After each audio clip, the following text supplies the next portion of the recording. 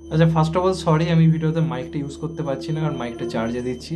R I think তোমাদের problem হবে না, কারণ তোমরা আমার ভিডিও মাইক ছাড়া বাজে ব্যাকগ্রাউন্ডে 2-2.5 বছর ধরে দেখেছিলে এবং নিজের অতীত কখনো ভুলতে নেই।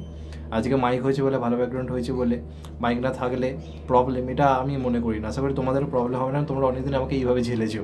তো যাই হোক, এখন কথা বলবো বেসিক্যালি একটা ব্যাপার নিয়ে, এবং প্রথমেই বলতে চাই যে সমস্ত আঁতেলরা, যে সমস্ত বলিউড সাউথ প্রেমীরা তখন হ্যাঁ হ্যাঁ করে হাসছিল যে এই সালার আর ডাঙ্কির মাঝে কি করে দেব ঢুকছে, ভাই দেব তো পুরো উড়ে যাবে, কটা শো পাবে, কি হবে, হ্যান ত্যান, এত কথা।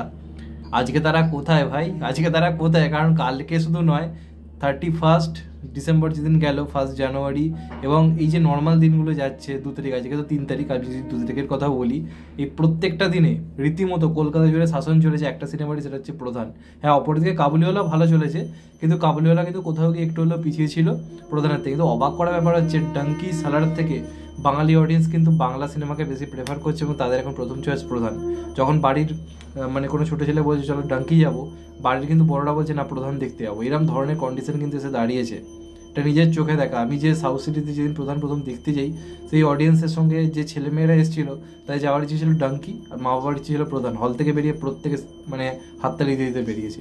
এটাই হচ্ছে প্রধানের জয়, এবং সেটাই কিন্তু বক্স অফিসে কিন্তু দেখা যাচ্ছে। এবং প্রত্যেক দিন বক্স অফিসের দিক দিয়ে বিচার করলে কলকাতা জুড়ে নাম্বার 1-এ থাকছে প্রধান, নাম্বার 2-এ থাকছে কাবুলিওয়ালা, 3-এ ডাঙ্কি, 4-এ সালার।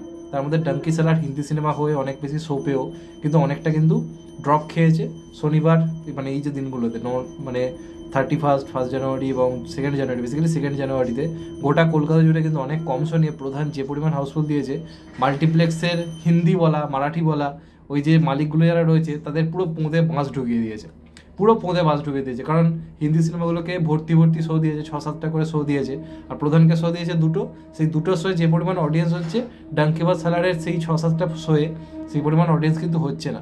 তো পুরো পোঁদে বাঁশ ঢুকিয়ে দিয়েছে, এবং দেবদা প্রমাণ করে দিয়েছে যে বাংলাতে বাংলা সিনেমা ভালো হলে কি হতে পারে।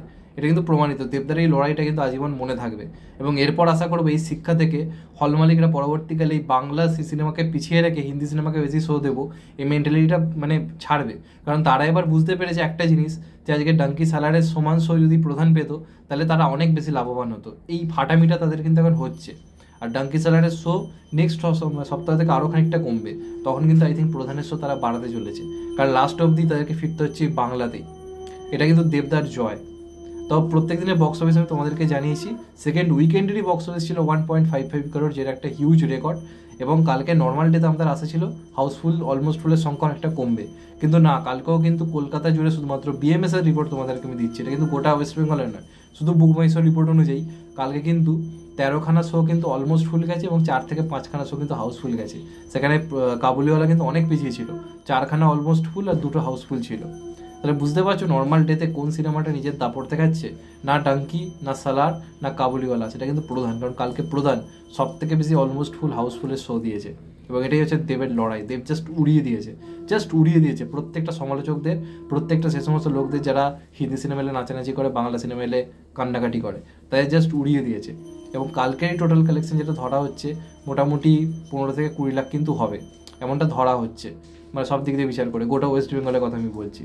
তো এরমভাবে যদি নর্মাল ডেতেও কালেকশন আসতে থাকে, এই সিনেমাকে highest grosser of the year হওয়াতে কেউ আটকাতে পারবে না, এবং দেবের কেরিয়ারে আর একটা ডবল ডিজিট কালেকশনওয়ালা 10 কোটি প্লাস কালেকশন হওয়া সিনেমা হওয়াতে কেউ আটকাতে কিন্তু পারবে না। হিউজ গতিতে এগোচ্ছে, এখনও অনেকগুলো শনিবার রোববার আসা বাকি রয়েছে, এবং কোনো বড় সিনেমা এই মুহূর্তে কিন্তু নেই। তো এটা বিরাট বড় ব্যাপার, যে কোনো মানে অডিয়েন্সের জন্যই খুশি খবর, বাংলা অডিয়েন্সের জন্য খুশি খবর, দেবিয়ান্সদের জন্য তো মানে আনন্দের নাচার মতো খবর। এমনিতেই তাদের প্রিয় সুপারস্টার বড় বড় সিনেমা আনছে, তার মধ্যে তার প্রধানের মতো সিনেমাই রেকর্ড ব্রেকিং কালেকশন কিন্তু করছে। তো এটা কোথাও গিয়ে প্রমাণিত, এবার দেখা যাক কোথায় যায়। কারণ কালকের বক্স অফিসটা কিন্তু পরীক্ষা ছিল, সেই পরীক্ষায় কিন্তু ফার্স্ট বয় হয়ে কিন্তু পাস করেছে প্রধান। এবার দেখা যাক ফাইনালি কী হয়।